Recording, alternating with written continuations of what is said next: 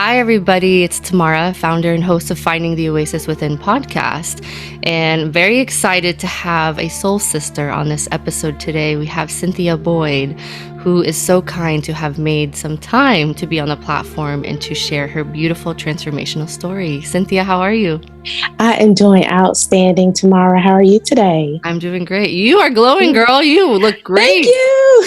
I try. So are you. I'm so happy to be here. I've been looking forward to this for quite some time now. You and me both. So you know me, I like to jump straight into the deep topics and to get straight into the story.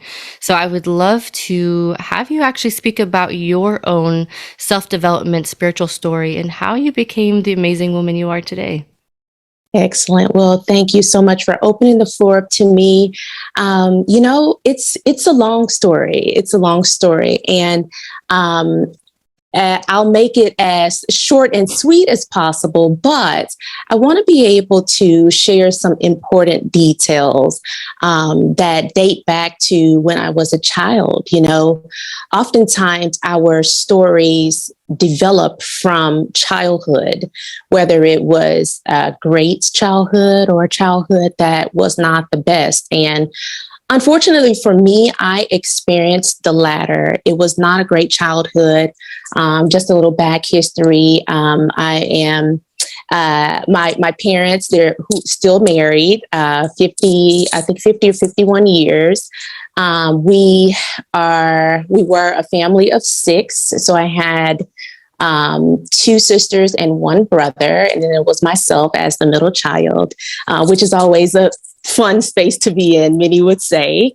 But we lived in a neighborhood that just was not the greatest. It was not the greatest at all. It was, really, really washed down with gang violence, drug usage, just the whole nine. And so my little mind as a child always thought that this was not a space that honestly anyone should live in. Right. But we had to make the best with what we had. And, when I talk to some of my peers, other colleagues of mine, just, friends and even my family about this, and we talk back about it, it is very therapeutic, but we're often left with questions as to why were we left in this space for all these years? Why couldn't, something had been done to better our childhood? And I will say this as well. My parents did the absolute best that they could with what they had. I blame them for the things that we went through and we're going through as children. However, I don't anymore. And that is a part of healing because now I am an adult and I understand the dynamics of being a parent. I understand the dynamics of what struggling might look like. And I understand the dynamics of how to pray and how to have faith and how to move forward and be receptive towards God's word and his the Holy Spirit and what he has in store for us. So we lived in this negative space and it was not good. I couldn't wait to get out of it, as a matter of fact. And I always said if I had children when I got older that I would never put them in those spaces. And I'm happy to say to this day, I do have a daughter, a beautiful young lady. She's 20, almost 20 and a half, and college student doing outstanding. And we live in a beautiful space. And it is free from all of those things that I experienced as children. A lot of times we talk about, trauma and what trauma is like for a child and how that filters into our adult life. And so I was speaking with a friend the other day and I was like, when do we stop letting our childhood control our adulthood? When do we do that? Right. Does that ever happen? Is there ever a time where we really, truly let it go? And so I think that comes with decision making. You have to make that decision, or I can speak for myself. I had to make that decision to say, I'm not going to let the chains of my childhood continue to weigh me down. I'm going to break free from those and I'm going to move forward. And so that's exactly what I did. I decided to start forming a relationship with God, being a Baptist, Southern Baptist, Christian lady. I was always inside of the church. I was baptized at 10 years old, but I understood based off what I was taught from the preachings in the church, but I never really understood and had experienced God. And so I want to share this story with you because it is one of the main reasons why I am where I am today and why my relationship with God is where it is today. So I've always had just not the greatest vision, I'll put it that way, growing up as a child. It was horrible, as a matter of fact, growing up as a child. My parents, again, I told you I had three siblings. It was, four of us, including myself. And the money just wasn't there. It was bare minimum living, so I needed glasses. Literally in the second grade, I needed glasses, but I did not get them until I think my sophomore year of high school. Wow. So I went, yes. So I went all these years with straining my vision, and it really put wear and tear on my eyes. But I was making straight A's because my outlet to everything that was going on in my little world was making great grades, going to school, doing all these things that were, fun for me instead of being at home. And so I guess my parents finally got in a space to where they were able to either afford these pair of glasses or whatever the case may have been. Also in the second grade, one of my little best friend at the time, she and I ran into each other on the playground, and it swelled up the side of I know, right? And this is very important information to share. Right. So it swelled up my eye. I ended up hitting, just damaging my eye. She did too. She had the big, we used to call them the Coke bottle glasses. So that wasn't helpful towards the impact of my face. Oh my But I went all those years without seeking the appropriate treatment or having the appropriate treatment, I should say. So I get in this pair of glasses and, the world changed. I could see things. I felt like finally, right? Meanwhile, there are things that were internally damaged that obviously I did not know about because I just didn't have the appropriate care during that time. So years passed, and when I was 29 years old, I'm about to be 42 now, so this was several years ago, I started to lose my vision in my eye, in my right eye, as a matter of fact. And I didn't think a big deal of it. I thought that I just needed a new upgraded pair of glasses. Well, as an adult now, I can kind of get out and do my own thing, get my own glasses. I also thought that I needed, maybe an upgrade on my contacts. So it turns out I went into the doctors and they were like, no, it's a little bit more extensive than this. You're going to have to get into a specialist. And so they immediately send me over to this specialist. And again, I'm not thinking anything more than just a new pair of glasses or contacts. And so the specialist does the thorough examinations and he lets me know, hey, you're going to have to pretty much stop all production, stop your job. I was a director at a learning center. I was really on top of the top. And I had a great social life. I was doing well. I was a single mother. I was raising my daughter.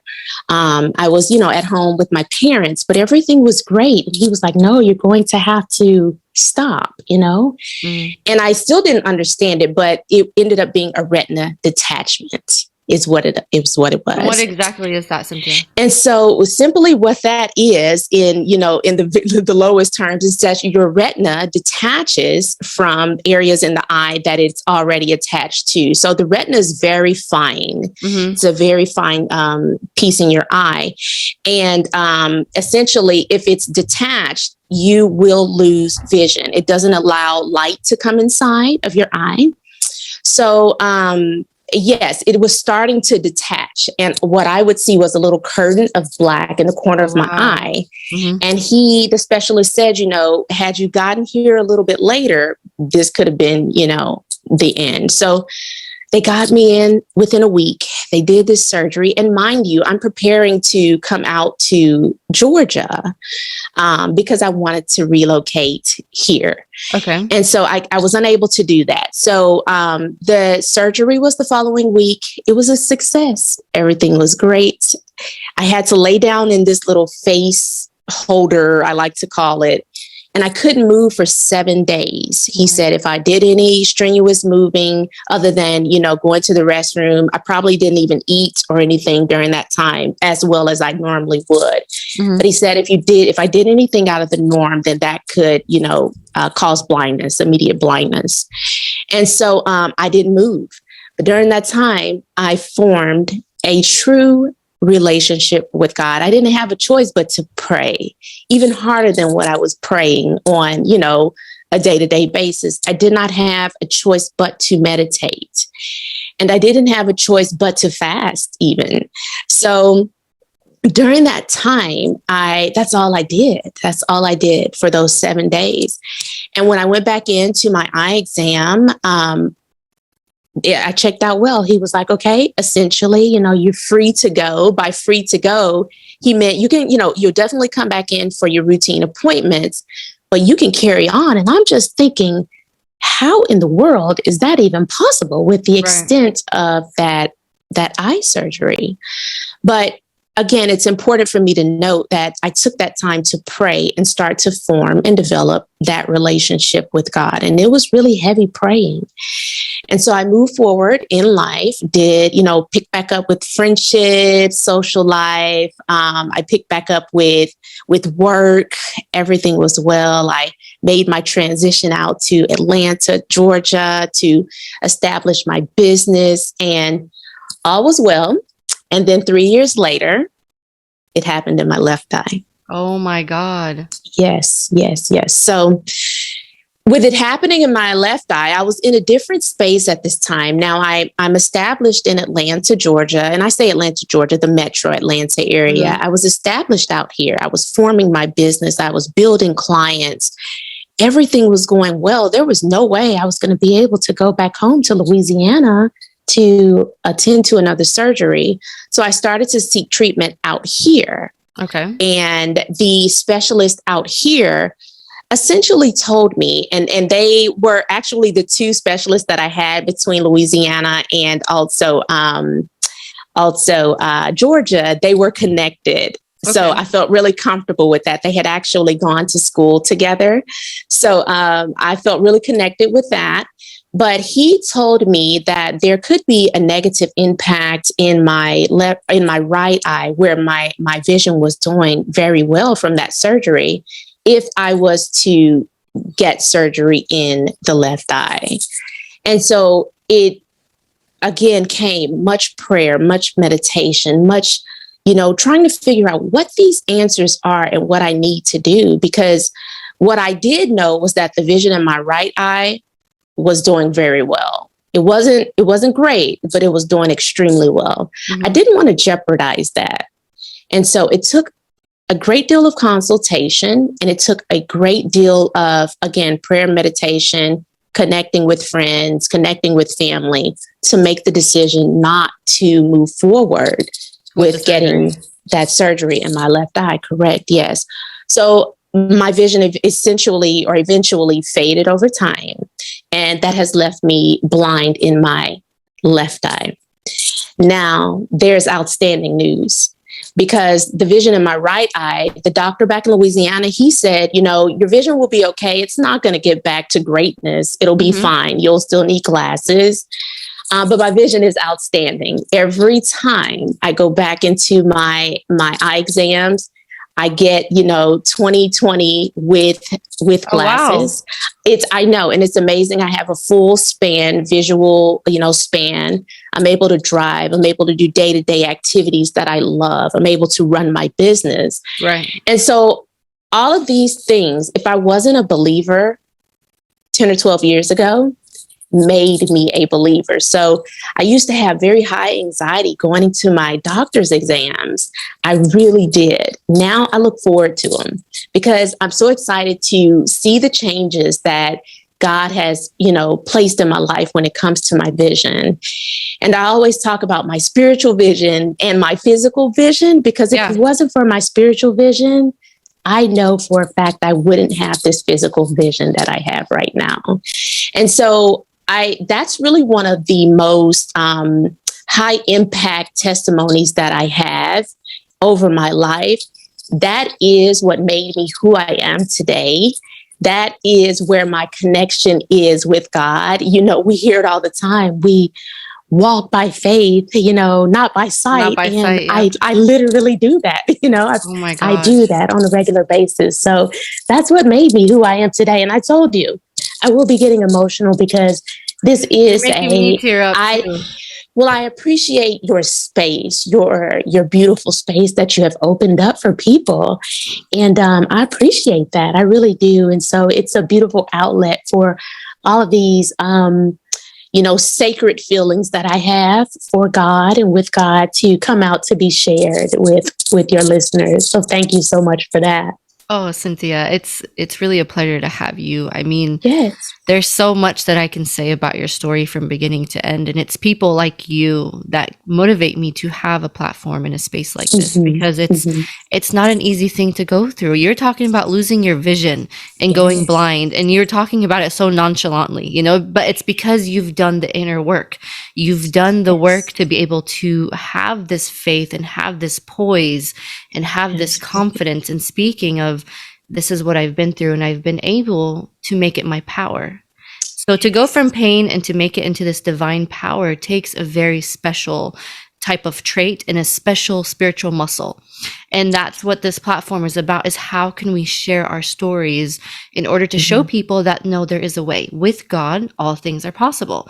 Whether you believe in God or some sort of supernatural power, whatever it is, there is something there, and there's more to life than us just going to jobs, us just having children, of just getting married. These are amazing things, but how can we tune inward and figure out more about ourselves in order to keep walking this path with purpose? Yes. Now you got me all sniffly and stuff. Oh, I'm so sorry. Yes, it's don't apologize. It's a touching story, and I think that with me, a lot of people see me move. They just see me go. They see me do my greatest. They see me do my best. And I don't complain, because I know there may be someone who is not doing as great as I am, but I don't have a reason to complain, because again, with where I've gotten myself when it comes to my prayer meditation space, I know that God is capable of all. And I know that He gives us power through prayer to ask and receive what it is that we want exactly from Him. So, yes, I'm happy with where I am, and I'm so grateful that I've established this relationship with Him. It shows through your speech. I just feel like when I look at you, you are somebody who's such an open channel and a conduit that is just coming here into this 3D world, wanting to do God's work. And walking this path is not easy, because we do get challenged with things that are sometimes very unbearable. There's a lot of challenges, and that's also another part of this platform is, yes, walking this path has a lot of purpose, and it does bring a lot of peace, but it also brings a lot of challenges and a lot of obstacles. So maybe you can kind of talk to me about your way of prayer, because obviously prayer has worked for you, and it's created a miracle for you to be able to see when doctors were telling you, I don't know, but the way you connected was you were around like-minded people. You needed really good, supportive, divine energy in order for you to make that conscious decision of, you know what, I'm not going to do the second surgery, and I'm going to keep walking this path and trusting, even though I'm in the unknown now. So how does that process, how did you come across this process, and what is your practice of prayer that you could share? Very nice. That's an outstanding question. Yes. And so, it took years to get to this space, right? Right. When I was younger, like I said, I was baptized at 10.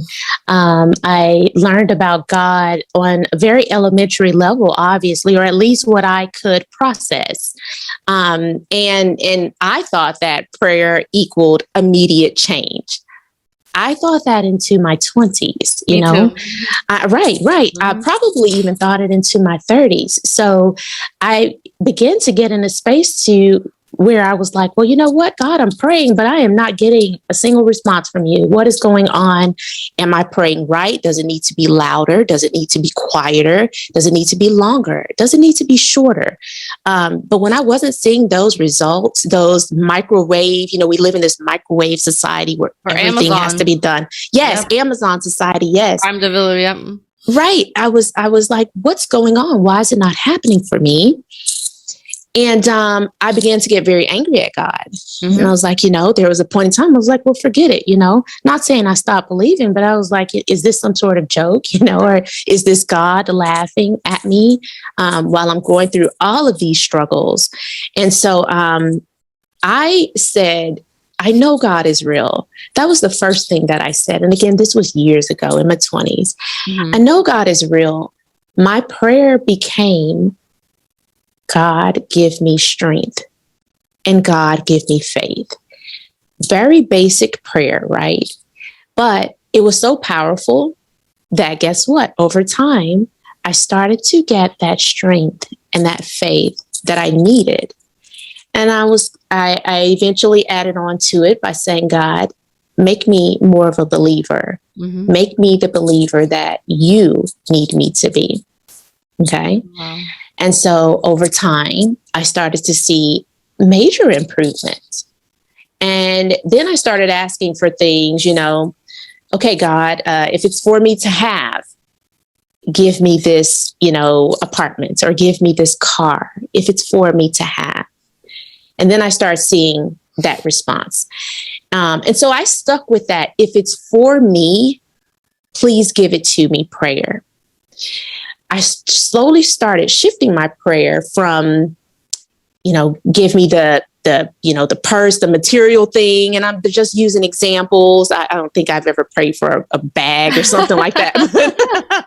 No, but I started situations that I was in. I started switching my prayer from give me the material piece to have your way with me. If this is for me, please place it in my life. If it's not for me, please remove it from my life. If people aren't for me, please remove them from my life. So I really started to, again, see the full effects of those prayers, right? And that goes into relationships, which I'm hoping we can touch on that as well, because I think that's another key element that I want to share with you. But it took me grounding myself, really honing into myself, and positioning myself in a space that was free and clear from all chaos and clutter. Now, remember, I told you, I share with you and your listeners that I came from a background of pure chaos. When a person lives that for so long, it's embedded in them. Even though, I wasn't, the one that was creating the chaos, it was something that I lived in. So it was all that I knew. It was all that I knew. So I had to create my own paradise, my little oasis, as you call it. And I form these spaces for myself for prayer. And prayer ended up being 30 minutes. It might end up being, an hour, 2 hours, to a point where I was training myself, just as we would train ourselves as we go into the gym. Yep. I started to train myself to pray, and pray hard, or pray soft, or just listen. And that came through song. It might have come through, dance. It just might have come through just sitting on my patio. But I really started to become connected with the elements of the outside world. And I knew that God was there.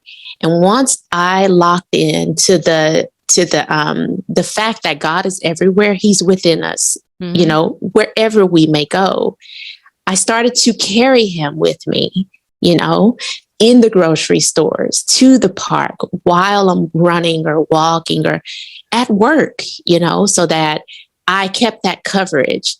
And once I got myself in a good space, I was able to filter out that positive energy to others. And when I did that, I knew I was at my highest point, because nothing that I did for myself mattered. And I don't say that negatively.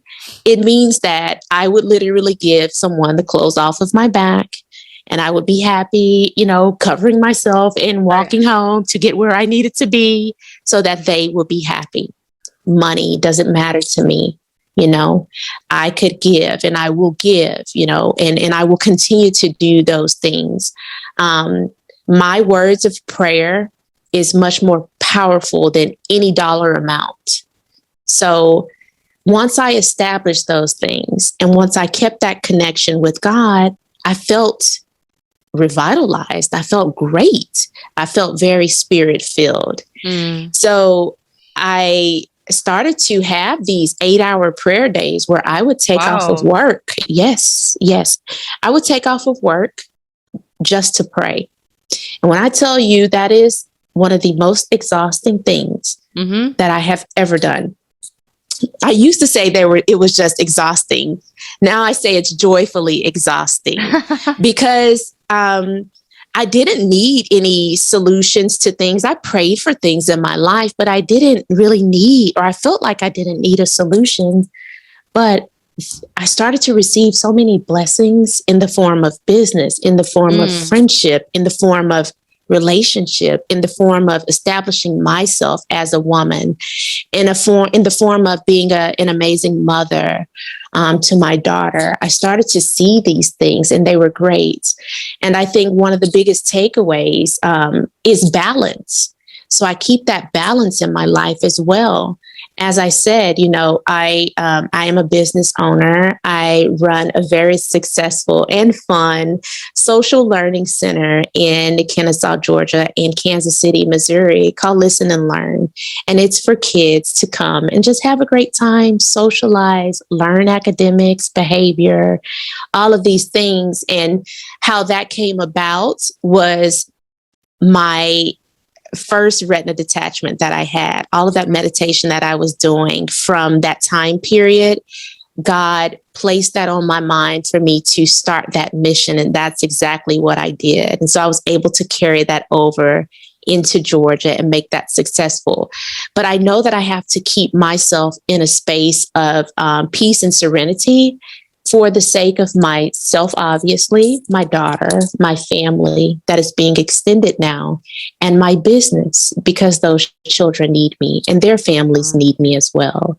So prayer, anytime that I can pray, meditation is something that I am doing at this moment. I'm able to multitask is where I got myself at. So I've been meditating while you and I are talking at this very moment. Yeah. And processing out what it is God needs me to say. Some things, he says, leave that for another time. That might not be the information that needs to be shared. Other things, he says, pour into that. So I've trained myself in this space to where I'm able to do that. And I love and appreciate that about God and his grace towards us as we continue to make ourselves greater children for him. Cynthia, so beautifully said. That's why I think you and I get along so well, is because we involve the divine in every single thing that we do. I know, at least for myself, when I was little, I would only reach out to God when I had a problem, when I couldn't figure things out, when I was depressed, when I had anxiety, but it was never in the good moments or my successful moments. So I think that when we are reaching out to the divine from morning to night, and it's not something where it's like a desperation type of thing. It might start there, but I think that later on in the path, it becomes God's like our partner. God's like our best friend. God is like our parent. God becomes everything. And if you guys have noticed what Cynthia has been saying this whole time, it takes time to build this relationship. And there's something called spiritual maturity. This is just something that kind of came through me. I don't know if I've ever heard it anywhere, but I do believe that there comes maturity with spirituality, because it takes time to build the steps in order to get to a place where you're having a conversation with somebody and you're still tapped in, you're still in this meditative spot where you can actually open up your soul for the divine to come through and to speak through you. But it takes time, right, to be able to detox and purify the body in order to hold a certain frequency and energy to be able to even be a channel in the first place. But that's a lot of digging things up. And what I'm hearing through your story is it took you some time to be able to, especially that program of being in a household or just environment where there's constant chaos. And I've heard this from lots of friends that have gotten married, and they came from an environment where it's super chaotic, there's so much going on, screaming, yelling. They get married, it's just them and their husband, and it's quiet. And now they don't know what to do with themselves. They're like, I feel like I miss the screaming, I miss the chaos. And I come and I ask, well, can you teach yourself to now enjoy the peace, what you've been praying for? Because I know at some point in your life, you're praying for the peace when everything's been so chaotic. So it's always so interesting to me when I see somebody going through like this transformation, that it's not just a mind-body transformation. It's a very big spirit transformation. And just hearing your story, that's definitely what I'm hearing. Now, I would love for you to go into more of relationship maturity and how you've been able to kind of involve God, because I know we've talked about this before, but I think it's really important for our listeners to hear how you've been able to go from a relationship that, really might have not been the best, and into a relationship that was not just empowering you, but also making you a better person and closer to the divine. Right. Absolutely. Absolutely. Yes. And you're right about that spiritual maturity piece. And I do believe that as we grow and get older, even though we're adults, we have more growing to do. We have more maturing to do as well. And so you're exactly right by using that term, spiritual maturity. You'll hear me down the way use the term spiritual obligation, or being spiritually obligated, is where I am right now. And by spiritual obligation, I mean that I've prayed for these things. I've received these things. It is my job to now enjoy these things that God has given us. So as you speak about living in that space of poison and chaos, and I shared it before, that filters into our lives. I knew things that were wrong inside of my household when I was younger. But when I started to get into relationships of my own, I saw that fighting, that arguing. Then I saw the kiss and the makeup. And so I thought that's how relationships went. I knew that was not how relationships went, but I thought that's how they went. And so those are the things that I carried on into my relationships. At the same time, I have had a gentleman of mine, that I was dating in the past, lived in the same type of environment that I did. And so guess what he did? He brought that same negative energy into that relationship. And we did not have the know-how to handle it. We did not have the know-how. And it's based off of both of our households being chaotic as children. So over my spiritual years, or my spiritual journey, that was one of the things that I said that I wanted.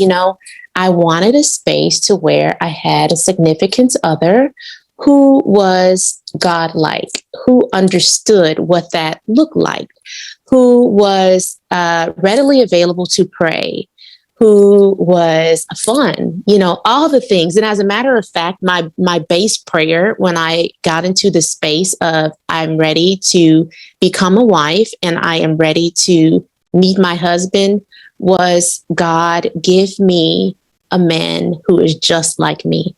That was my prayer, because I know I can trust me. I know I am going to pray when the going gets tough and the tough gets going. I know that I'm going to pray when all is well. I know that I'm going to be an outstanding source, a parent for my children. I know I'm going to work hard. All of these things I know. And so I just wanted somebody just like me, not so much physically like me, because my fiance and I are on totally different options, places in the spectrum. So, but I wanted that spiritual foundation to be set. That's what I wanted from that person. So, my daughter's dad, he and I, obviously, we created that beautiful girl, my daughter, Megan. And we were young, very young. I was 21, I believe. I mean, that's really young. That is but young. I didn't miss a beat with getting her where she needed to be, doing what I needed to do. I also joined the military during all this time, like I didn't have anything else to do. But so I was like, I'll just go join the military, even though I'm in college. And so I'm doing all these different things, and I didn't miss a beat.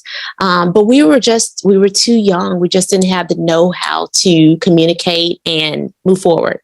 I had to figure that out, though, for the sake of my daughter. And I did just that. And I don't have any regrets doing that. I'm very happy that I was able to experience being a single mother. And you may not hear very many single mothers say that, but that's actually one of the main things that built my strength and my endurance and my tough skin and my love for others as well. So that was about 4.5, 5 years.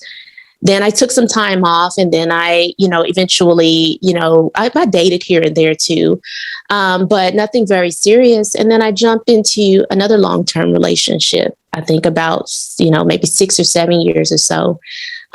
Still just trying to figure it out, still young, late 20s, early 30s. But I put myself in a space of, you know what, I'm going to make this work for my daughter, not even so much for myself, but I'm going to make this work. And that is not a reason to make something work. I'll put it that way, especially when it comes to relationships. You should, first and foremost, or for myself, I wanted to be happy. Right. And I jeopardized and sacrificed being happy by staying in these relationships that I knew was not going to go anywhere.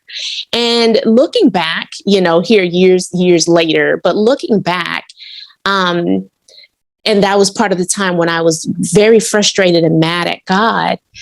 I'm like, why did I do that? What in the world was the young Cynthia thinking? What was really going on? But I didn't have that guidance, that I needed to get past those spaces. And that was another prayer that I said for myself, is that I wanted to be that sounding board for my daughter if ever she ran across a relationship that she wasn't pleased about being in. I could give her the appropriate information to move forward. So it took a lot of growth, and it took a lot of heartache and crying in, especially that last relationship, to move forward. But when I knew it wasn't working, but my physical self couldn't let go, I began to pray and bless my, that ex's soul. He thought those tears that I was crying at night were tears of, oh my goodness, I know this relationship is coming to an end. But they were actually tears of joy. Yeah. They were actually tears of peace. And they were actually tears because I was hearing God as I was praying for myself to be removed from that situation. I wished him well. And I'm sure he's probably doing well. I'll probably never know, but being in that space of praying yourself out of a relationship, when it gets to that point, it's not the space you need to be in. Yeah. Right. So I took time off after I got out of that last long-term relationship. I took some time off for myself. I was like, I just need to reset completely. I wanted to unplug it, take the batteries out, just turn off and restart. And that's exactly what I did. And that's where I like to call, phase 2 or 3 of my prayer meditation came in. I really stepped it up, that spiritual maturity that you talked about. I took it to the next level. And so that's really where I began to just really focus in on my business and do what I needed to do in the profession that I am in now, and build that name for myself. And so I did just that. And was I lonely?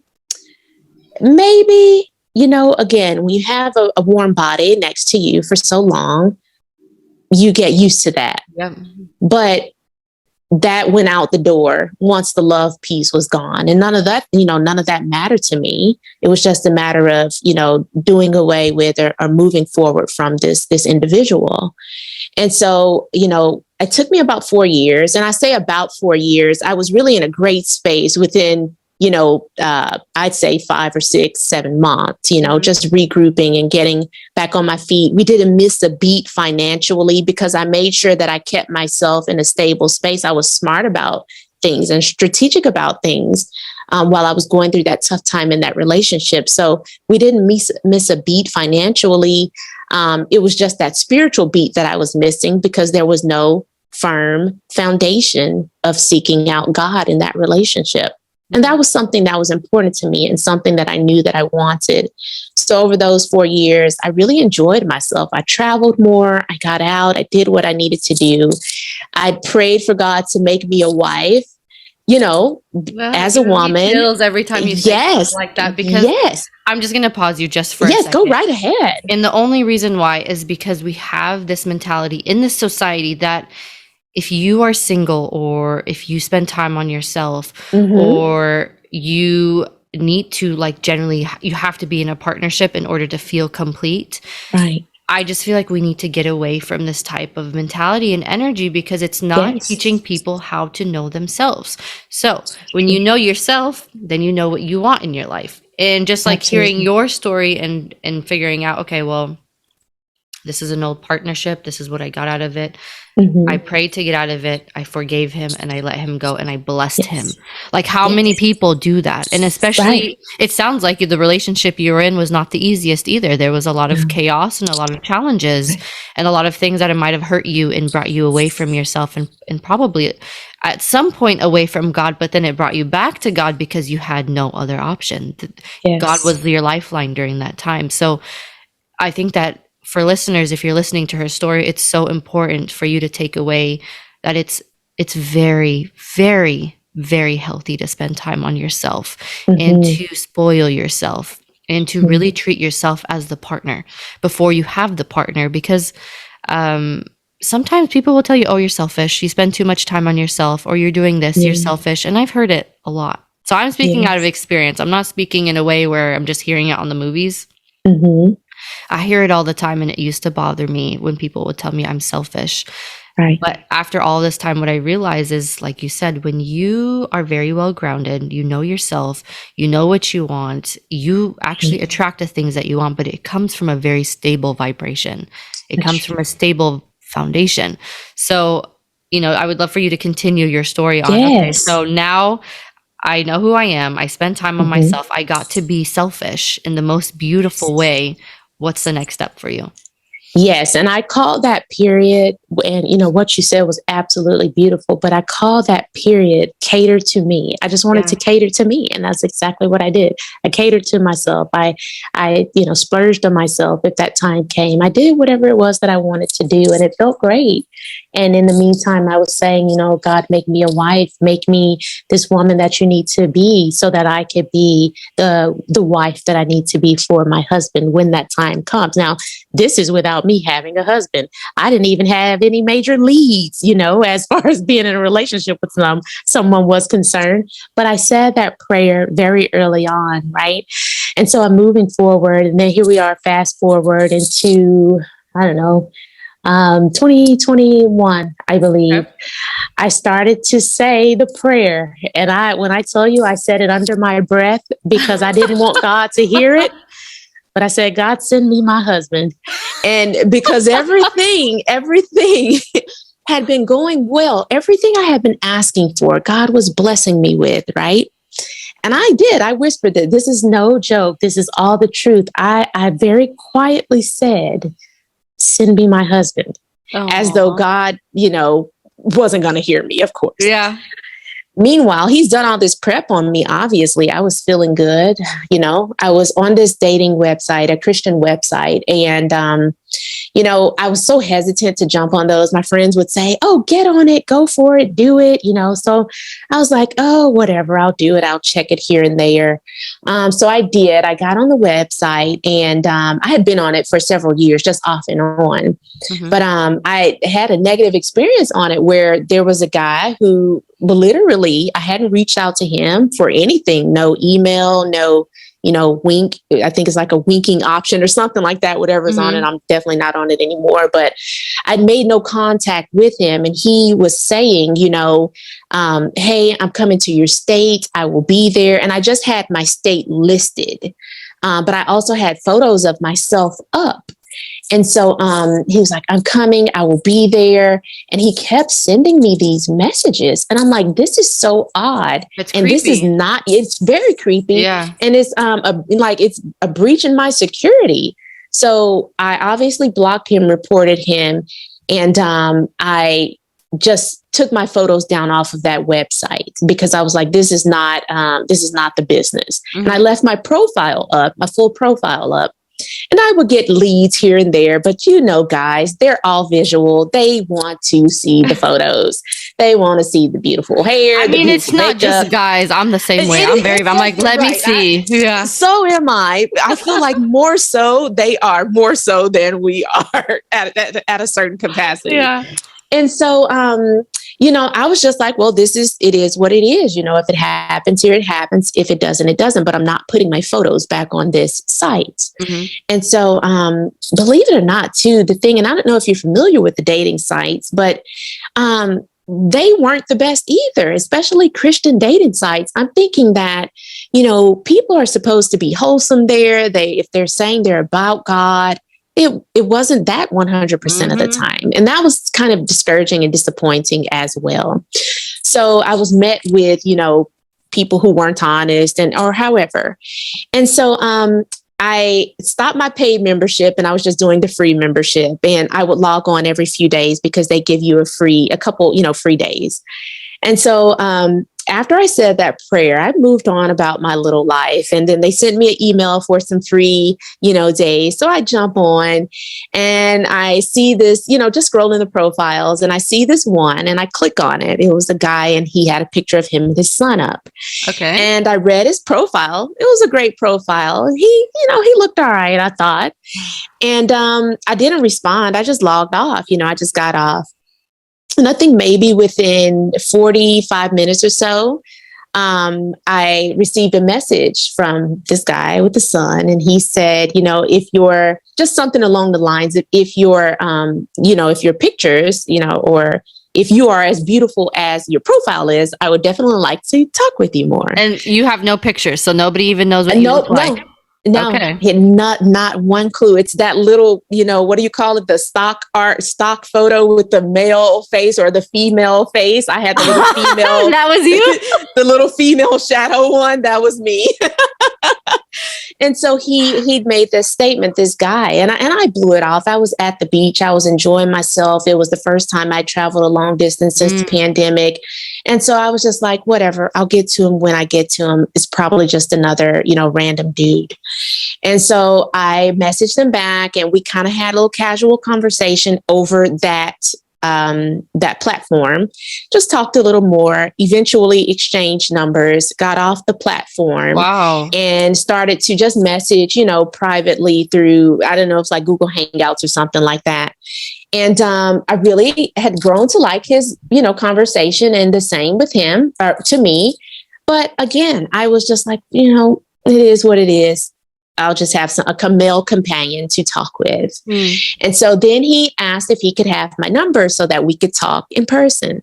Or, and I say in person because he was in another state at the time.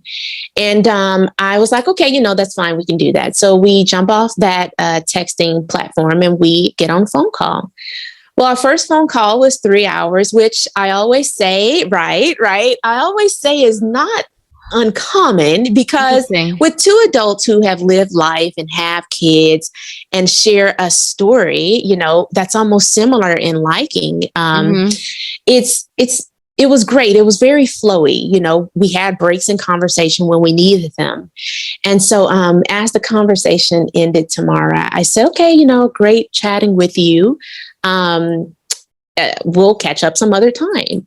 And he was like, okay, same, great chatting with you. He said, let me pray for us. Out of nowhere? And out of nowhere.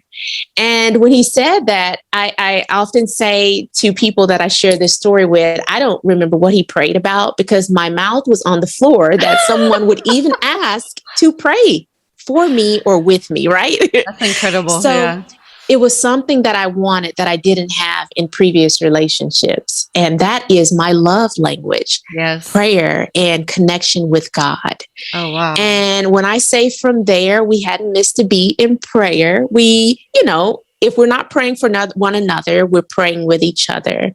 And that brings us to today where we are happily engaged. I am very happy. Aww. And we are, planning our wedding here within the next couple of months. And so I'm looking forward to that. But it's been fun blending our families with him being a single dad. And he has, 3 beautiful children, and just the time that we've spent together over this time that we have bonded with God has been amazing.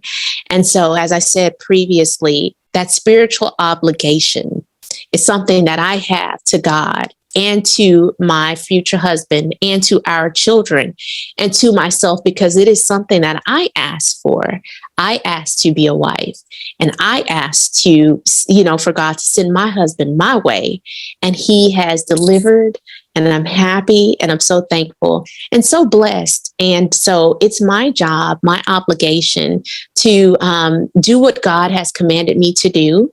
And it's my obligation to him to continue to be receptive and to continue to pour my all into this union that he's about to bless me with. And so I'm happy with, coming out of the struggles of other relationships, not seeing the highlights of who I am as a woman and what I deserve in my life and what I am capable of when it comes to giving and being in a relationship.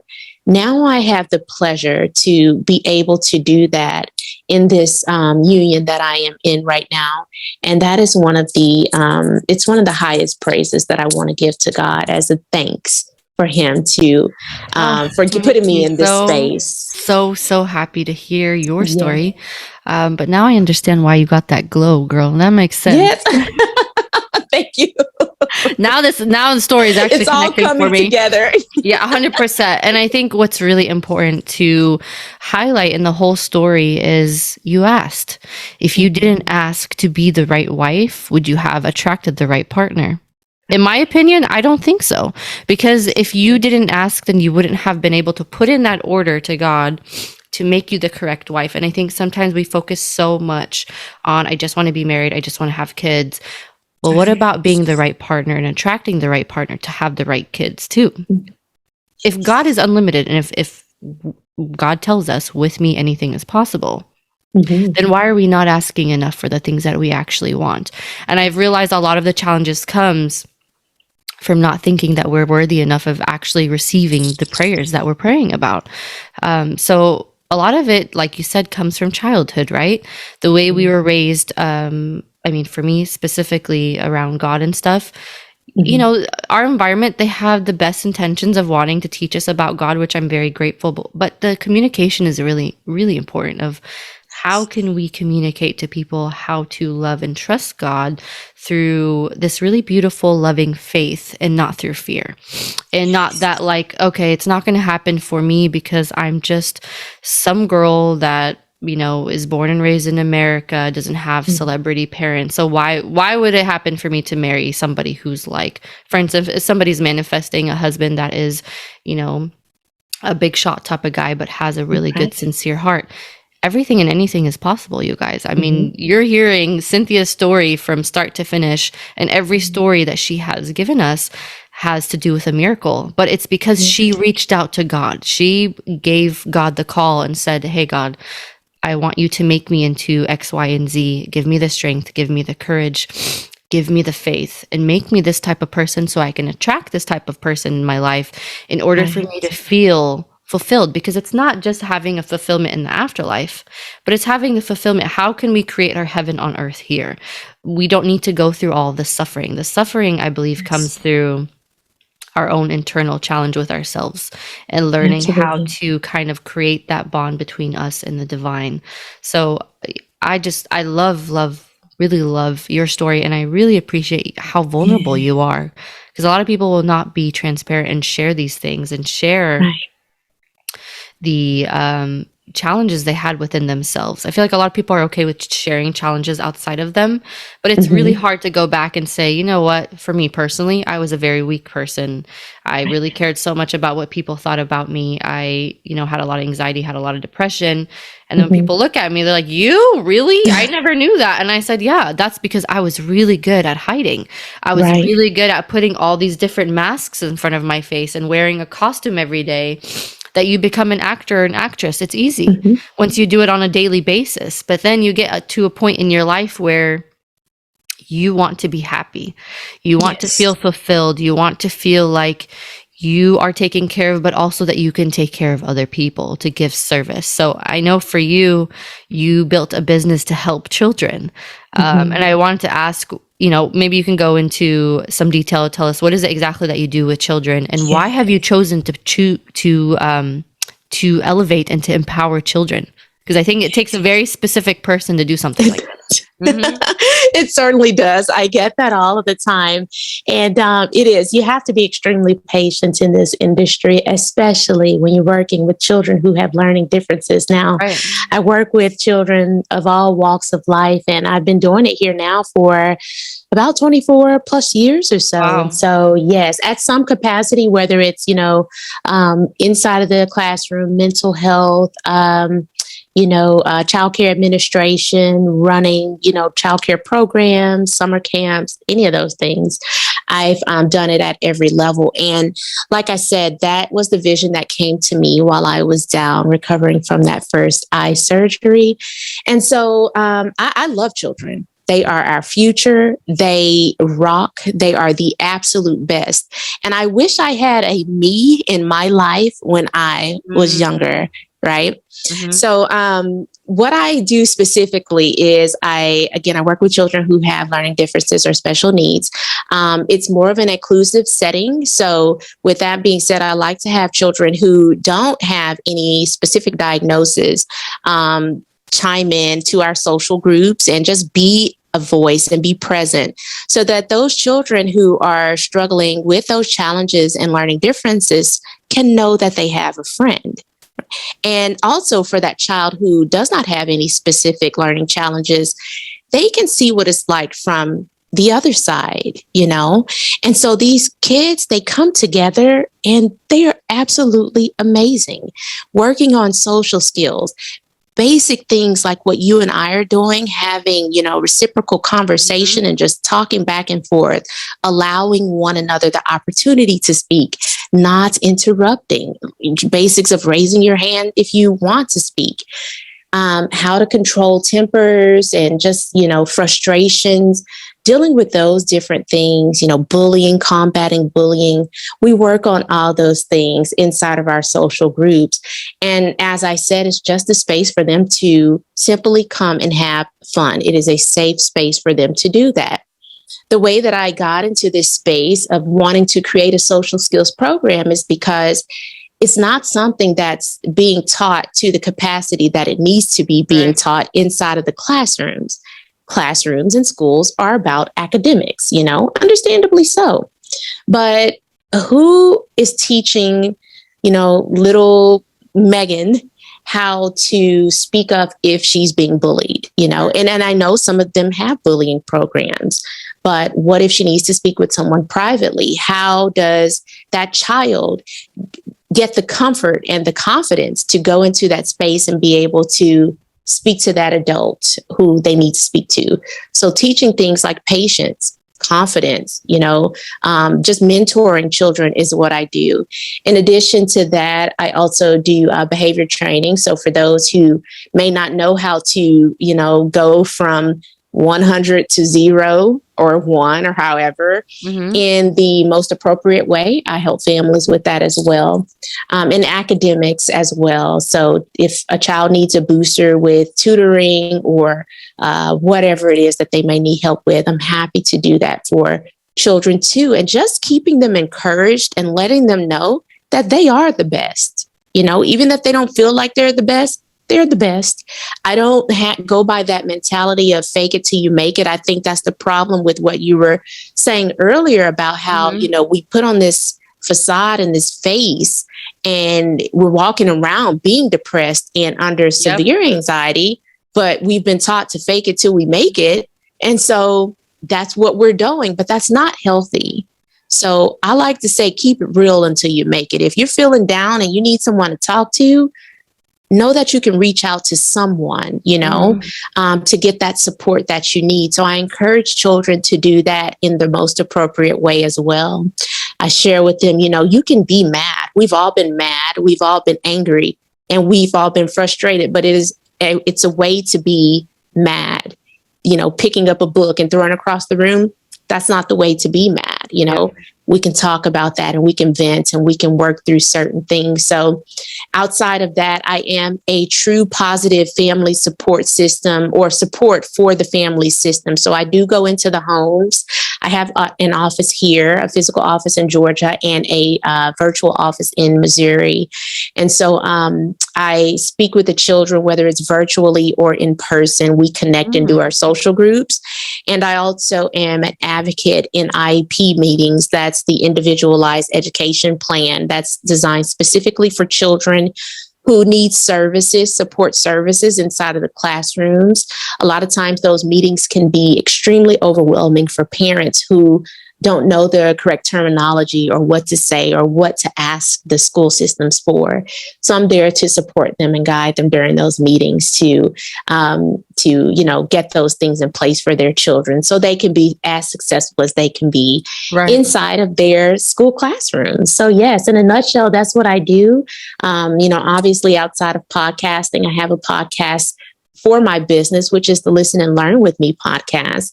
And I air those podcast episodes every Friday for children all across the globe to listen to. We are in about 42 countries where we have listeners that are hearing, you know, the amazing content there. And it's just another space for those who can't access the program here locally to be able to hear some of the things that we talk about throughout the week. You know what? This is amazing. And I wish we had more of you in every state because I think it's really important to focus on our children. And this is something that I preach all the time. And I've had it was a couple weeks ago, I did an episode with 3 younger girls. Yes. And the youngest one, I think was like 13. And then her older sister was 15. And then the oldest, I believe, is 18. And just talking to them, you know, our society sometimes really underestimates these children and they think that they're not smart enough, they're not wise. But I mean, they blew my socks off because when I was asking them very deep questions, I'm a very deep person. Whether you're a kid or you're an elderly, I will ask you very deep questions because I love to hear what they have to say. And I learn from them too. So I'm sure in your own practice, you probably learn a lot about these kids. And they give you lots of wisdoms that you can take back with you. And you're just kind of like, my goodness, like that.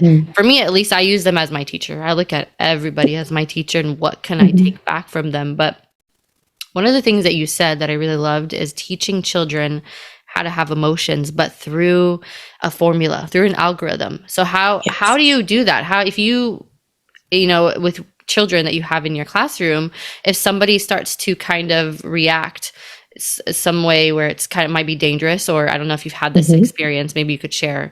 But how do you teach a child to kind of feel the emotion and be okay with the emotion when our society tells us, you know, if you cry, you're not a strong man, or if you have emotions, you're not a strong woman all of a sudden. So how are you teaching the children to have emotions and to have healthy emotions?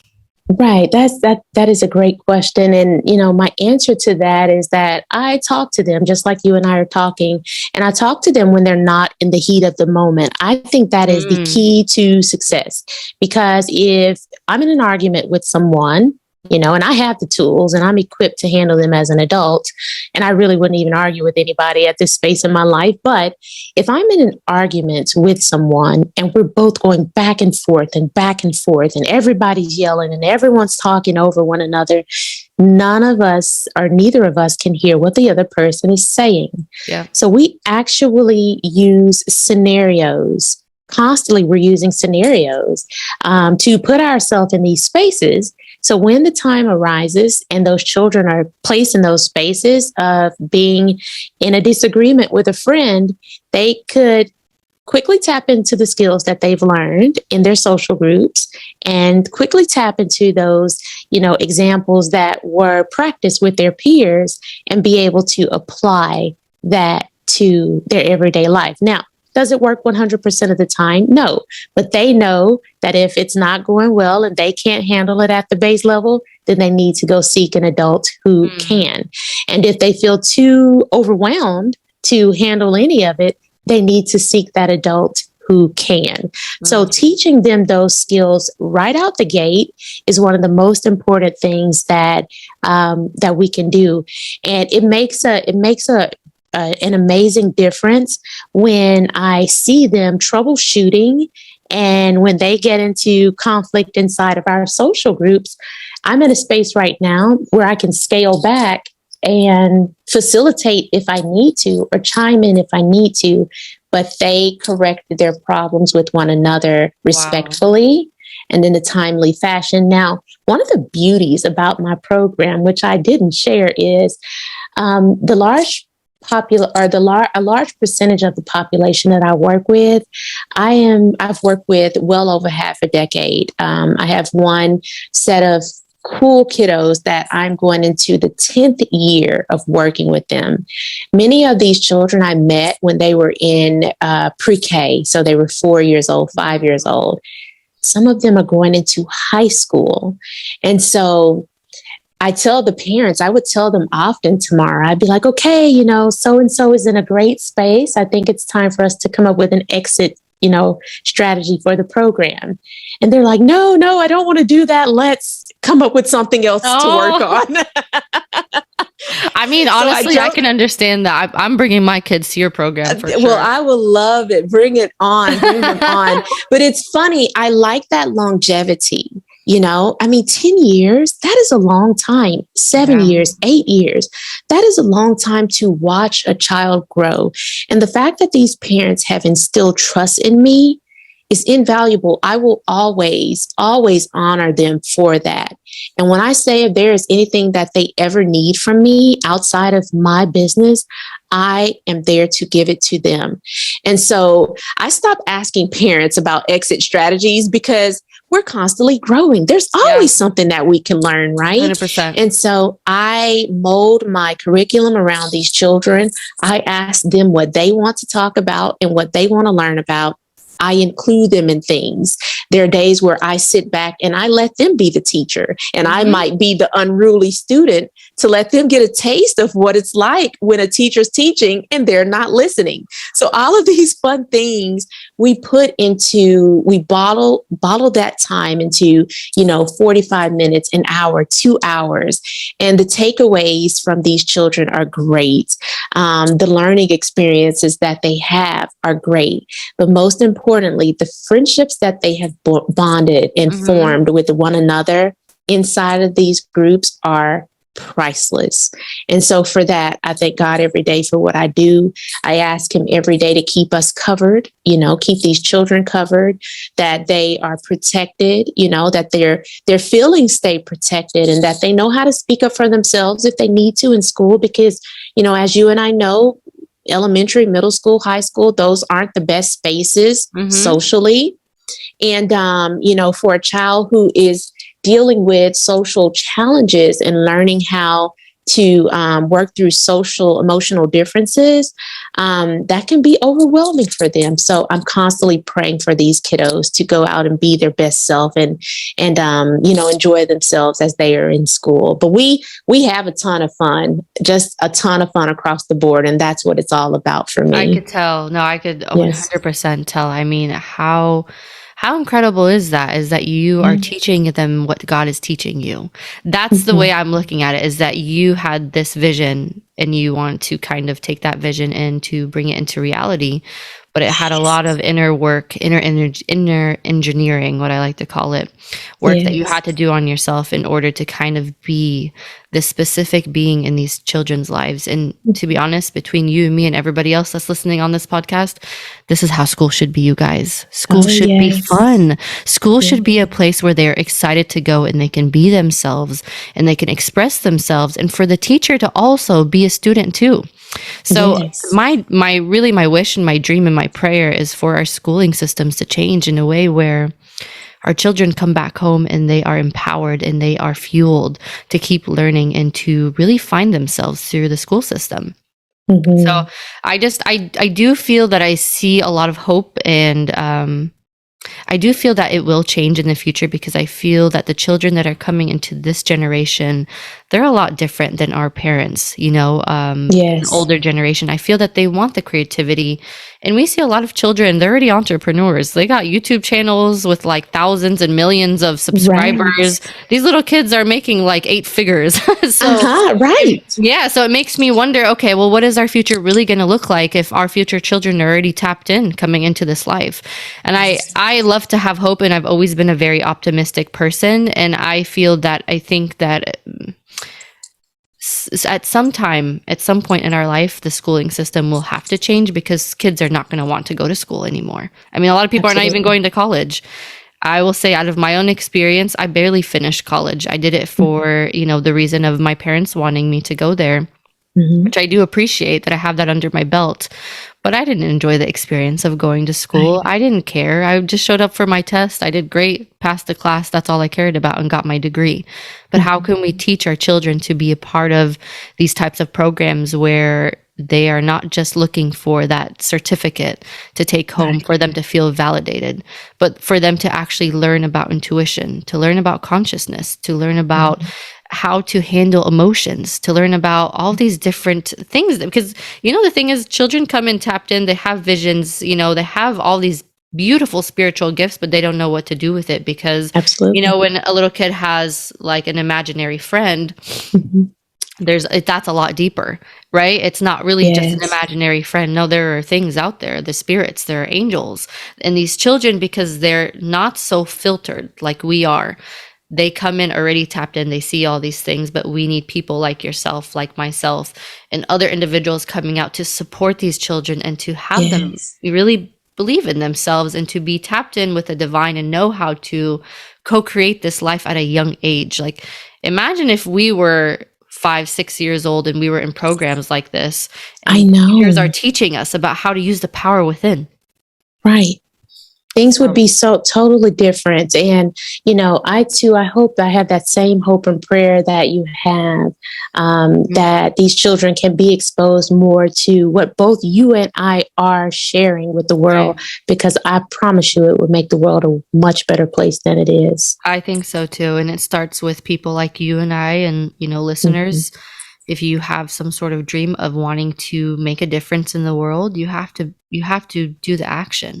We cannot just keep sitting around and listening and waiting for other people to do it. We have to come together, because me making a change alone, or you, Cynthia, doing something by yourself, it's not as impactful as us coming together as very strong individuals and putting our power together to really start creating this new world and to heal the world. But it starts with healing ourselves first. I think that's always so funny to me, that it's always an inner journey first before we start to go out and help and to do all these things and to be the conduit. It takes a lot of self-development and spiritual work, but it's very profound, and it's very, I don't know, for me at least, it's worth it. It was worth every cry. It was worth every time I thought I was going to have a heart attack from all the emotions and all of this. It's worth it. 100%. I will say it's worth it every single time. But what I always love to ask my guests before we end the show is, during your most tough and challenging moments, how did you find your oasis within? How did you find the peace within to keep walking this path? Although I know the answer, but I really want to be able to hear, in your own words, what is your way of just being able to keep walking this path? Well, it becomes choice. And I think that's something that I had to learn. Is it a choice to, move forward and end it all? Or is it a choice to move forward? Okay, move forward in life. And once I made that choice that I'm going to move forward in life instead of the opposite, I began to form my own schedule, my own style, my own connection with God. And that's what worked for me. And it didn't take 2 hours, and it didn't take 2 years. It took about 4.5, 5 years to get in a great space, Even moving forward from that, it took, another 2 years from those 4 years to get in a space of peace and calmness and serenity. And now that I'm in that space, there's no turning back, Mm-hmm. I have, if God had a cell phone, I have his direct number. I know how to reach him. I know how to get to him. But I'm thankful for prayer, and I'm thankful that I'm able to do that. I'm thankful that I'm able to do it anywhere. And so I just want to encourage your listeners that it is important to sit yourself down. And if you have to cry, if you have to yell, if you have to scream, sit yourself down and figure out what's best for you when it comes to choice. And just imagine yourself in the space that you want to be in. Okay, whether that's on a beach or whether that's, in your dream job or, in that relationship, manifest yourself in that space and begin to ask for prayer, or to pray, I should say, and begin to ask God to grant you those things that your heart desires.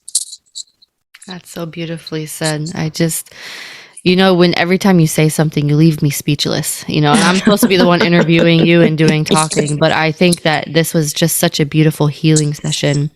And that's why I call these sessions soul sessions, because I don't feel like we are talking on a physical level. This is such a soul to soul connection.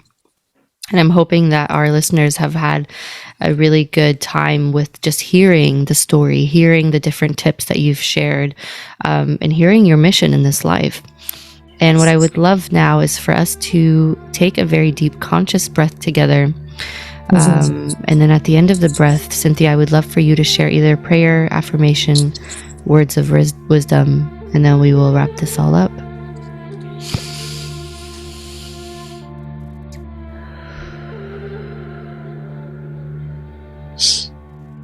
Father God, I just want to thank you for this remarkable day.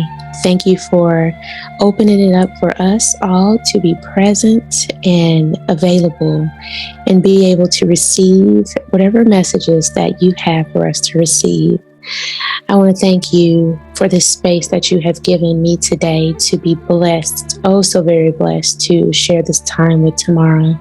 Continue to bless her heart, her soul, her mind, her spirit, her body. Give her exactly what it is that she needs, what you would have her to have.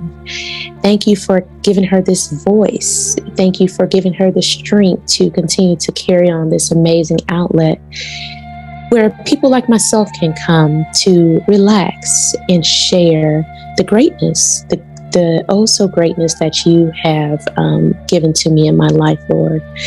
I want to ask you to continue to watch over us all, keep us all safe, keep us protected, lead us, guide us, strengthen us, and give us everything that you want for us to have. When we don't have the answers, Lord, I ask for you to watch over us and just lead us to you.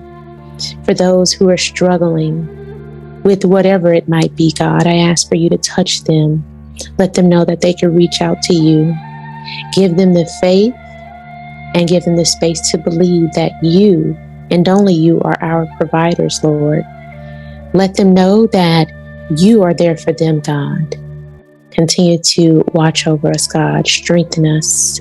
The children that I work with, bless them. Their parents, God, bless them as well.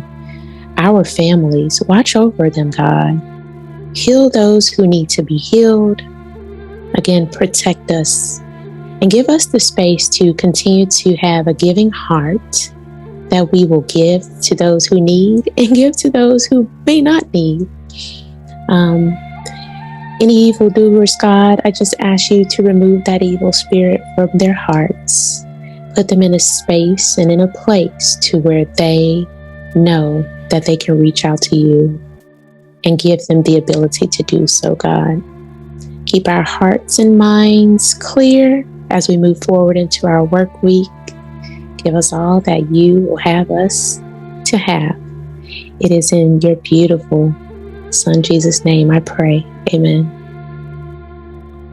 I mean, oh my God, you probably can't even see from all the lighting, but if I could just say very quickly, thank you so much again for this opportunity. Thank you for again putting us in this space. It's beautiful. It's very enlightening. The takeaway from this for me is that there are amazing people like yourself in this world. We've connected for reasons that go far beyond this podcast, and I'm looking forward to exploring what those are with you. Continue to be great in all that you do, and if ever you get tired or restless, take a break, but come back even stronger, just like you do every time. So thank you for this opportunity on being on your podcast. I appreciate you. Yeah, sweetheart, it's been such a humbling experience for me and very cleansing, I'll tell you that. I was telling Cynthia before the show that my energy the past couple of days has been very shaky, and there's a lot going on collectively. And sometimes, especially as content creators or podcasters or speakers, we have a really hard time with just not doing the work because we're here with a message and we're here with a mission. But sometimes we have to remember to just sit back and to be still. And there's a really beautiful quote, which is, "Know that I am God." And it says, "Be still and know that I am God." And I always constantly go back to that script because it teaches us that the ultimate power in this life is God. And our mission is to learn how to... My Lord, I'm like literally a mess. Yes, I understand. It's just really learning how to tap with that power within. And you have just such beautiful divine power to you. And it's so soft. It's like I feel that whoever talks to you, whoever comes across you, whoever is just so blessed enough to be around you, Cynthia, I'm very grateful that we cross paths because I know it's way beyond just these, little episodes that we do. Right. So you guys for sure will hear more from us. And I love that you were just yourself. You came here and you're the first guest from all my episodes that's ever done a prayer.